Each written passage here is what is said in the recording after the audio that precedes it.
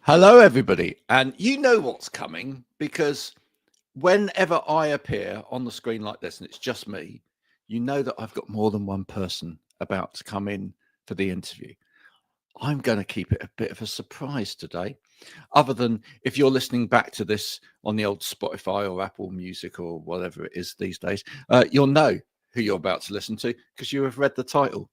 But if this is going live and streaming on one of the digital platforms like LinkedIn or Instagram or whatever, and you've just happened upon it, you'll have to wait until this little piece of music has finished, and then you'll find out who my guests are today. So just wait. Keep on, don't stop.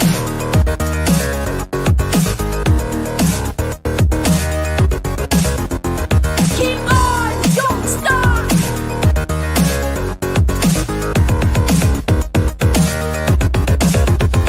Keep on, don't stop.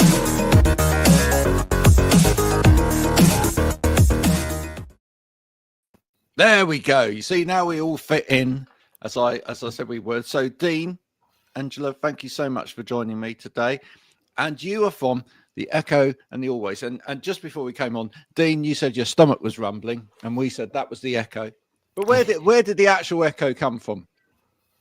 I think Angela should answer this. This was your brainchild, wasn't it? Well, Okay. I can't remember where the name actually came from, but we had some of us were in a different band before, and we regrouped, had a slight shift in members, and we had just finished recording our first EP. Like, had just finished. We finished early and went to a pub nearby. It's like, right, we need a new name, and those words sounded good together.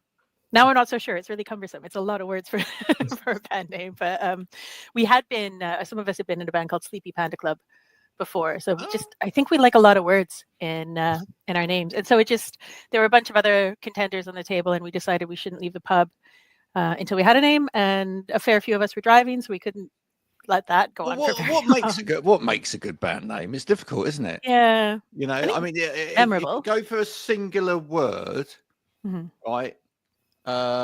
If you go for a singular word, then you've always got that thing that it will fit on a t-shirt nicely, right? Yeah, it doesn't work for us.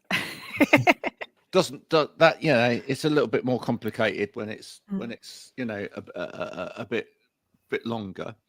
I remember that pub conversation. Like, I remember how difficult it was because there's a lot. There's 5 different egos with a lot of different ideas, but I think the reason the Echo and the Always stuck is because there's this idea of, if this EP was the only thing we ever did, and thankfully it wasn't, and we all hated each other by the time we tried to do an album, we can't uncreate what we've created, right? Once you create something, it exists forever, regardless of your relationship to it. Yeah. So I think that's kind of our attitude, isn't it? We're not sort of, but we're doing this because we enjoy it, right? Because we like writing together, we like creating, and even if we all hate each other next week, we can't undo what we've done. It'll echo always, and that's very corny, but I like it. Dean's very good at that. He's very, like, you give him something and he can find the poetry in it. He's really good at polishing turds. That's my life. Yeah. Also, there's actually a great lineage of bands with the word Echo in there, aren't there? And songs as well. That's Echo true. Beach, Echo and the Bunnymen, Echo Belly. It's great. Did you actually like any of those bands? My dad used to really like Echo Beach, so that's the song. So Dolphin, the newspaper there for me. Where did you meet each other? Do you want to take this one, Dean? Okay. Well, Laura, the singer, and I already knew each other. We sort of did some, amateur music work as a duo for a long time. Just did acoustic gigs and recorded for fun. And Laura auditioned to be in Sleepy Panda Club. Yeah, we pinched her from you. Yeah. And I didn't like that at the time. I was very angry, but then I was a very poorly socialized male with a lot of problems. And so I didn't. Our solution to that was pinching her, then asking you to solo act support us. Yeah, and I was like, how dare they? And then they were like, we need a bassist. Did you want to ask Dean? And I was like, these people are great, actually, and this band is great, and I really enjoy it, and I totally understand why Laura wanted to be a part of it, and I'm grateful I am too. Well, that's how me and Laura entered the fray. Maybe you should Yeah, and so I suppose a step further back from that, so John, the guitarist, and I were newly together. We were on the same master's program, and I was doing the Sleepy Panda Club thing, and we needed a guitarist. And I'm like, well, this guy plays guitar, so do you want to be in a band? And yeah, so that sort of was the first incarnation. And then we became the Echo and the Always, and then we needed a new drummer at one point, and that's how we got Ed, who was with us as our drummer until just last year. And then he decided that post-rock and painting Warhammer figures were his main priority. Right, So yeah. we very amicably went our separate ways, and now we've got Andrew, who we I love it because it just seems so old school. But we got his name from the wall at the rehearsal studios we use. He put up a little note saying that he was this what did he say, like hardcore drummer looking for something more pop, and it's like, okay. Here we So are. send him a message, and now Andrew's our drummer. Well, I have to say, I very much like the sounds that you make. Thank you. It's very much my kind of music, my kind of life. I've ruminated over this a little bit recently because I haven't quite worked out why. I don't know what you're like in terms of how your music, what you listen to. And don't get me wrong, I like all kinds of music. I really, I can truly say that I have very eclectic taste, right? Most people, when they say that they've got eclectic taste, don't. Right? Yeah, You say to them, oh yeah, I've got really eclectic taste, and then you start naming a few bands at them, they go, who, what, eh? Never heard of it. Jazz? No, would never listen to that. And you just think, actually, you're quite narrow-minded in terms of you've got 5 CDs, not 3. That's what makes you eclectic, right? Whereas I've probably got 6,000, so that fairly gives you an idea. But I have found that what I gravitate to more as I get to this stage of my life is more music that sounds more like this, and I don't know why. Well, how have you found your music changing, or that you've sort of like listened to over the years? How have you found that? What did you start by listening to when you were younger? My favorite band when I was a kid was Queen. Queen. Yeah, Queen and ABBA were my 2 favorite bands, but I was a massive Queen fan. I even drew their album art on my bedroom walls. My mom didn't like that very much. Have you ever been to see Queen? No. I was too young when Freddie died, and I just can't now. You can't. Not the same. Can't pull yourself into Queen plus somebody. No, it's not whoever Queen. it is. This Queen Freddie. Or Queen needs Freddie. I totally agree.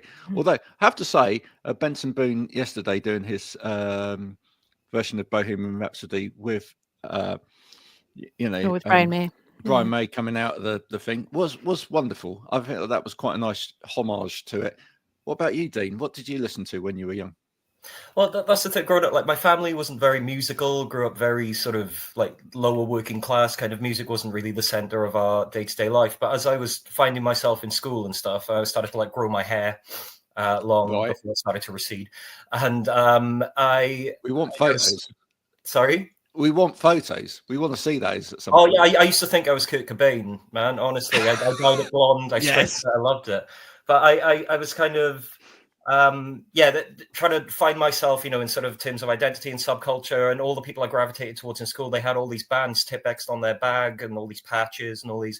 So I discovered, I know you've got a wonderful little dog, Trooper. I discovered Iron Maiden, and at the time I was like, I didn't know music could sound like this. And the obvious kind of Linkin Park Hybrid Theory is where the sort of everyone around me in the local area was listening to rap and stuff, and they all thought they were rappers in their tracksuits and all the rest of it.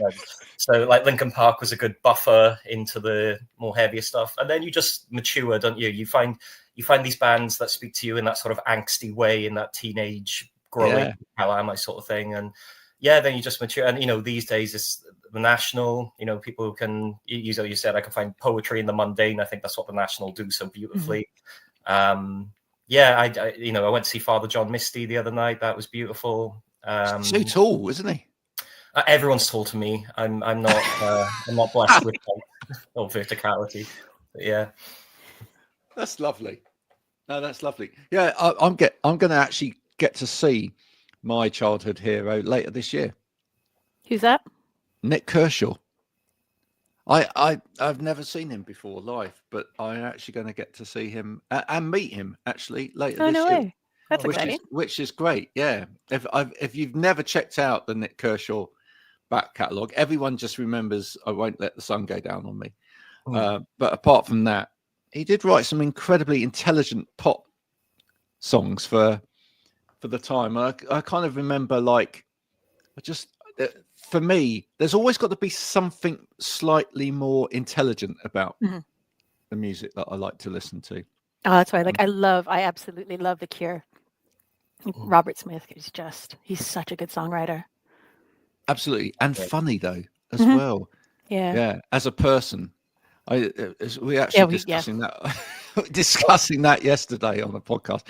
You know, you listen to the lyrics and you think, especially like Disintegration and the new album and whatever, you just think, oh my word. Yeah, Disintegration is an absolute masterpiece. Yeah. But then when didn't they? The Cure. What's that? The Cure have got a new album, haven't they? We do, recently? yeah. They've got an album out at the well. It went to number one, which was quite unexpected. I think it was unexpected for him as well. He just didn't know what to make of all of this kind of people like it so much. When I think because he saw that there was all of this other stuff that was happening, and that he just didn't fit into that. But I think there's always a longing for something, especially when there's a lot of, and there's nothing wrong with it, but when there's a lot of saccharine pop about, people want to have some music in their lives that just makes them think and feel a little bit more. Yeah, I mean, it's very easy to just sort of put together a formulaic idea of marketable pop, isn't it? But like I think that's part of maturing as you enjoy music. You brush stuff off as an angsty teenager of like, oh, that's too easy to play. That's idiot music. That's not very. Oh, that's I don't like how that sounds. But then you realize there's a lot of intelligent pop out there, and I think and speaking of relics from a previous age that are coming out with new stuff, Pulp have dropped a new album recently, and I saw them a couple of years ago, and they were mind blowing. And it's you worry when the Cure or Pulp or that they're going to bring out a new thing. You're like, oh no, have they lost it? But it's so refreshing but familiar, and that's really nice. And just to see a formulaic nonsense is so lovely to hear stuff like this. And I hope. I hope that the moment we start to write something that's just a bit too Taylor Swift, I think it's time to throw in the towel. We tried writing a pop song once. I think it's all right. I think it's all right to write a pop song, right? Yeah, absolutely, it is. Yeah. I don't think that's a bad thing at all. I think sometimes I actually think it's quite brave when you know that pop song's come along to just go with it and actually just go, do you know what? That doesn't need to be much more than it is. It's a pop song. And there's some incredible female pop musicians right now who are like they write their own music. They've created their own image as well. It's not obviously they're with big labels, but they're self-created, which I think is incredible because that's kind of new. The whole Brat Summer last year was young women making their own music and doing whatever they wanted with it. And I think that was like an incredible turn in pop music. Well, it's long been needed, hasn't it? Yeah. I mean, and we actually saw, like, for the first time last year, I mean, there was a lovely little festival that I saw called Matchstick Festival, which was I think it was 97% either female or non-binary in terms of lineup, which and it's sad that's novel, but but the thing is, they were being asked all the time, why is this necessary? And they go, well, because have you not seen most lineups? Yeah, most lineups are male, so it's very nice. It's one of the reasons why we have probably more stacked female artists on this program than male. For no particular reason. I get sent a lot of artists by PR companies, and they are predominantly male. So I deliberately turn a lot of them down. But we get like I get caught out as well. Even saying, people say, "Oh, you're in a band" or whatever. Tell me about that. I always catch myself saying female fronted, and I always think like I wouldn't say male fronted, would I? I'd just say band. So that suggests that the normal is, It's still, yeah. It's annoyingly novel, and it's very different. Talk about the writing. So what is it that gets you thinking about writing in the first place? What is it that would actually make you stop in a day and go, I've got to write about that? I think individually we all have our different processes, but as a band we tend to write together. Usually all of us, but sometimes if two of us are hanging out, we might muck about with something. We've all done that, but we tend to intentionally sit down and write together. And it could be that one of us is brought in like a riff or a hook or even a chord progression, and we just build on that, or we just jam and it comes out of that. And Laura writes all her own lyrics, and so she'll sit there with she usually has some already pre-written on a phone, or she'll be writing as we go, trying to put it together. So she's there thinking about it when the four of us are coming up with whatever it is. Do you know where she writes? Have you ever asked her? Have you ever said, well, when do you get your phone out and start putting stuff into it? Just whenever it comes to her. She's always, like I mean, I've known Laura for a long time, and I was writing with Laura before. We were all writing as a collective, and I think I don't know if she listens to this, she might tell me I'm completely wrong, but I think it is as and when something will come to her, maybe just like a line, and then she'll just build and build and build on that, and just kind of nurture it until it grows into a song. Perhaps. So it always starts with like a motif or a theme or a saying, and like, well, how can I project this message further? This is what I want to talk about. This is my starting point. And and there's no wasted words for her. All of the lyrics for all of the songs are deeply, deeply meaningful. Yeah, I've got a question about that, because I think this is an interesting one, because I used to be a singer in a band. Sometimes you come with a set of lyrics and then it starts to gel with a piece of music, and so it starts to form into a song, but then there's one word in there that just doesn't either sit right on the time or doesn't sit right with that moment in the song. And it's like, do you ever get that where there's like tossing and throwing between the you can see the gears turning in her head while she's sitting there looking at the words, trying to make them fit? And she does interesting stuff with the cadence of her words as well, but she'll tweak as she goes, and that's part of her process when we're all sitting there, because she's like, the four of us will be making noise and she'll be sitting there humming to herself on her phone. She actually looks kind of mental to me, because she's like staring at her phone, mumbling to herself. I just wanted your kind of viewpoint on it, because it's quite interesting. It's quite an interesting process to watch, isn't it, when you're you're musicians and you've got that creative process that's going on whilst you're creating. It's almost like a dual set of processes going on, but they merge in the middle. Yeah, because we're all doing it together, and we'll so we've done this a few times, and I think a fair bit of the last album was done this way. Is we'll go away to a cottage for a long weekend. Nice. The same cottage in Mid Wales, because they're perfectly happy with us making all of this noise, because there's nothing around for miles. And as long as we take everything out of the china cabinet and put it safely underneath, because that's where the kit goes, and then put it back up, and we'll spend a weekend just writing songs. And it's a really nice environment, because the four of us are making noise and Laura's doing her own thing, and then it'll just come together after. I love that, and I've known a few bands that have done that sort of thing, or they've perhaps sort of like noodled ideas on their own, and then they've kind of brought them together, but then they've gone off to just cement it and kind of bring it together. So what I need to know from that is, when you get to the cottage, right, what happens first? Is there someone that immediately just wants to run to a room and start putting stuff down, or do you go, no, what we're going to do is we're all going to sit and have a bottle of wine first and sort of chat, and then we're going to go out and it's not usually all that structured. It's not usually like super structured. I mean, we usually get there, have a meal, set up, and then just have a bit of a muck about, because it's later in the evening. And like we also have fun while we're there too. I mean, I love cooking and I love cooking for people, so I'll like squirrel myself away in the kitchen and do an entire menu while the rest of them are all playing video games. I don't mind that at all. And usually I'm drinking a bottle of wine to myself while I do that. And then like the time will come where it's like, all right, let's sit down and let's do this. And Cool. sometimes Do it'll you, be one of do us you will ever just get sit to down. go out into that bit of Wales while you're there and actually see any of it, or do you literally- Sometimes it's mostly I go to the co-op to get more alcohol.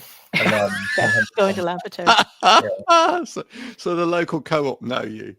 Yeah. Yeah. It's right around there it's mostly cows. Mm.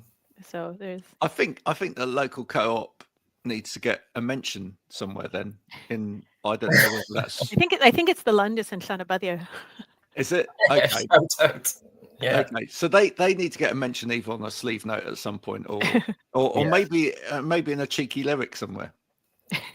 That's up to Laura. That's Yeah. Well, let's talk to her about that. Laura, Yeah. could that happen? We could just immortalize them forever and a day, you know. And then people will look back at it and go, do you understand where that lyric comes from? It's really deep. What it is, it's about that shop where they used to record and they used to pop it down for, and you heard that on that show. You see, I love it. Do you like folklore in music yourselves? Do you like, you know, when you kind of like get into bands and whatever, and you start finding out how they came together and what they did and whatever, and then you hear like little stories about and how that then seeps into, do you like researching music yourselves like that? Yeah.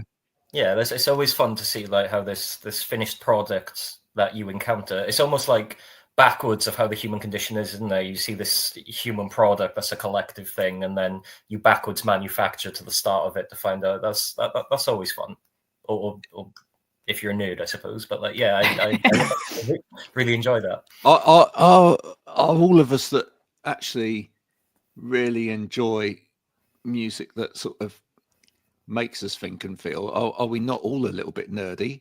Mm-hmm. Yeah, absolutely. So. Yeah, I think so. I think we're people that are willing to learn. Mm-hmm. Maybe. What are you hoping that people that listen to your music do learn? Well, I don't know if I'm so worried about people learning in my day job. I'm not too worried about them learning from the music. But what's your day job? What's your I'm day a job? lecturer. You're a lecturer. I'm a history lecturer. Yeah. Yeah. I know. I hope they connect to it and feel something. I think, especially given how Laura writes so much from the heart, and like I said, like there's not a wasted word in her, in her music. The thing about music is, especially when the lyrics are raw and meaningful, I think it can be a way to not feel alone. Yeah. I mean, you can it's poetry. You can read anything into it you want, which means you can connect to it. So it's a way of feeling seen and feeling heard and connecting to the human condition and other experiences. Because I mean, Laura doesn't write songs about a boring day. They usually come from a place of sometimes celebration, but also sometimes just struggle and various things. So I think it's more about just connecting, and not just connecting to the music, but connecting to the wider human condition. We always joke that like, oh, our songs are sad. All of our lyrics are sad, apart from maybe like one song. But like that's what you need, though, isn't it? Like, we don't need to relate to people or find someone to relate to when we're happy. When we're happy, we're solid, we're gold. We need to find someone else who's got a similar shared experience of what these difficult emotions feel like, so that we can have this catharsis, this connection, right? Mm-hmm. So let's keep writing sad songs like that are deeply, deeply personal. Because I think it's even more necessary today. Mm-hmm.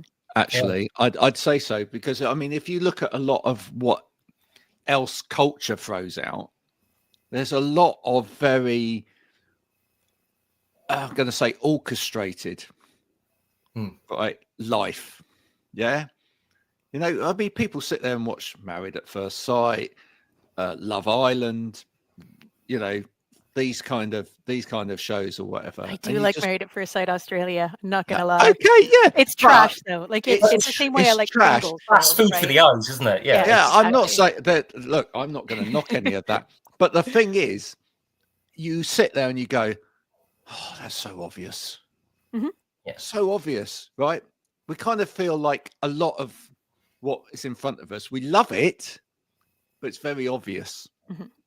right? It feels quite orchestrated, and especially where, like, after the first series of any kind of reality TV show as well, it feels like everybody knows what the game is, everybody's playing the game, everybody knows how everybody's going to, and you go like, well, they must be stupid. Everybody, like, they know what they're doing. You get that kind of, Yeah. What you actually enjoy is the fact that you almost feel superior in terms of your ability to read people and your kind of psychology, right? Absolutely. And that's not really very challenging, is it? And I think we enjoy it because it gives us a moment of escape from our own complex lives.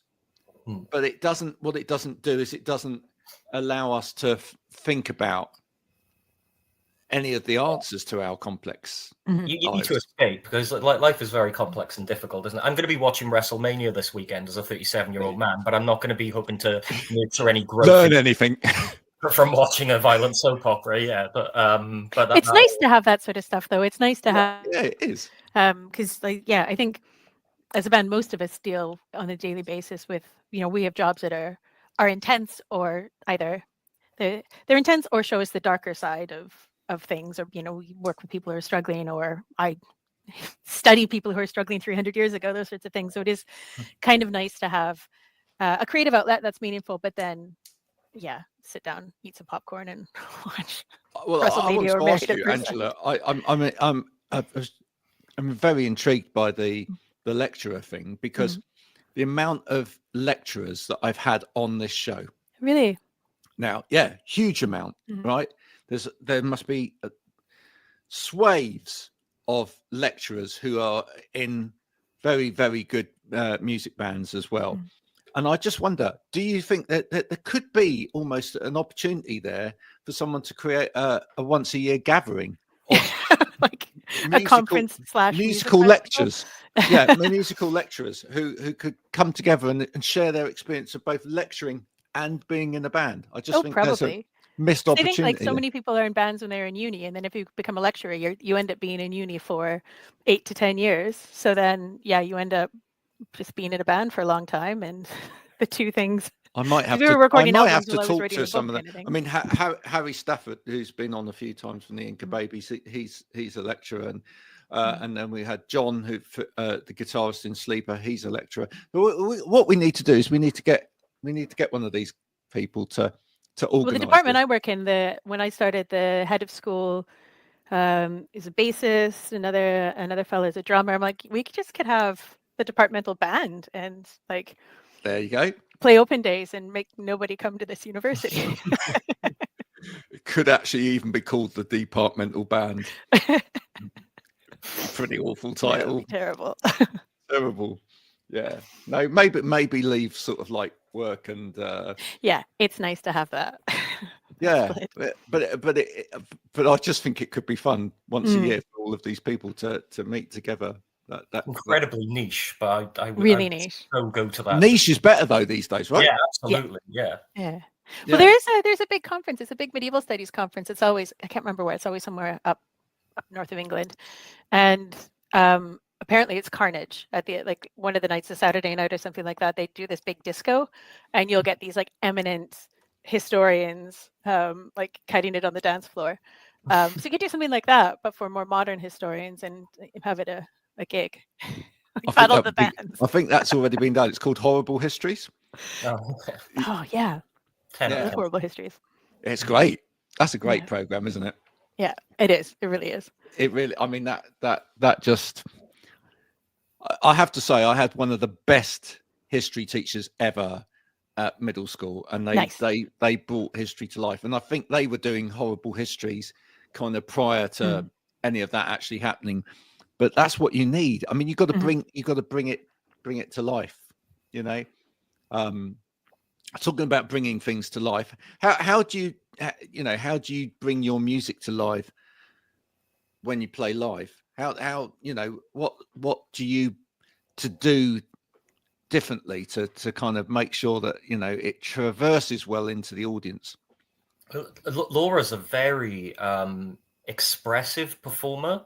And it's only so we played a gig recently, and it was the first gig we played in like 6 years because of COVID, and then a lot of our individual lives reshaped to make, we recently reformed essentially.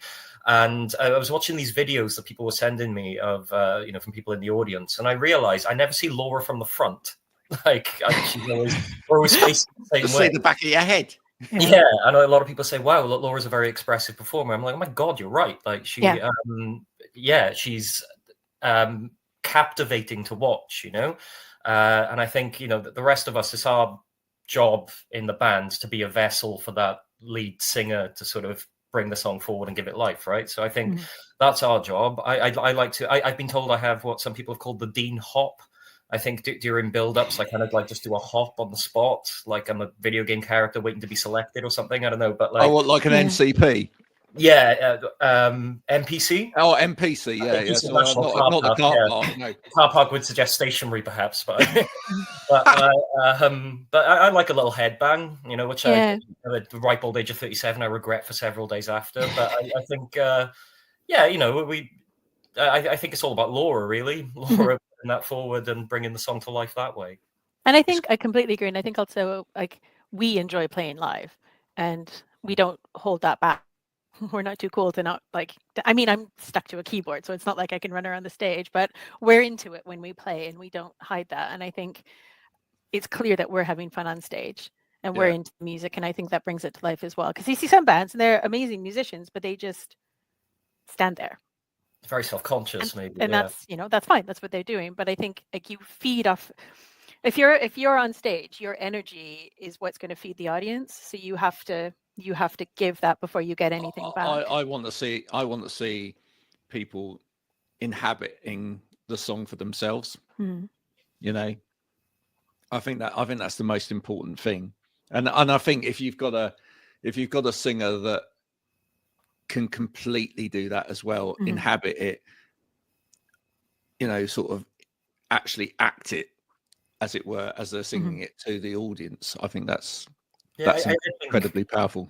If I was an audience member watching us, I would completely believe that Laura completely believes everything that she is saying. There's so much confidence behind. Like as you said, she doesn't rush any words earlier. I can't remember what you said, but said there's not a wasted word. There's not a wasted word. That's perfect. Yeah, and I think the way she delivers those words encapsulates that. Actually, I think you should have that on a T-shirt. It's not a wasted word. It's a powerful statement. Yeah, it's really, really powerful statement. What's coming next from you guys?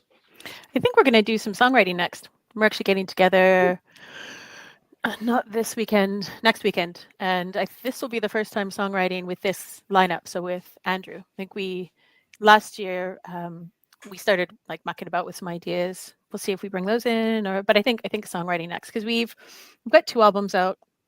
Our second one we recorded before lockdown and just decided to put out online. Some regrets there. It's like, we probably could have held that back and done more with it now, but we recorded it like 2018, 2019. So it was ready to see the world. So I think we're just going to start writing. And once we have some, like a batch of new songs, maybe road test back in the studio and do some recording. Do you know what? There's never a right time to release songs in a way.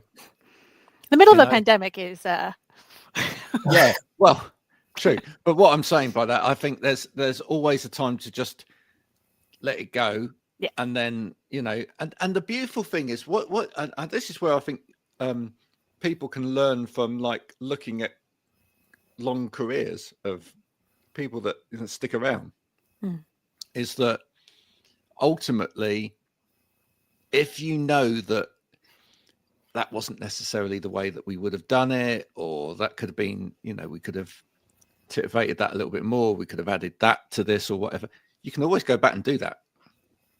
That can happen. That can happen at some point, right?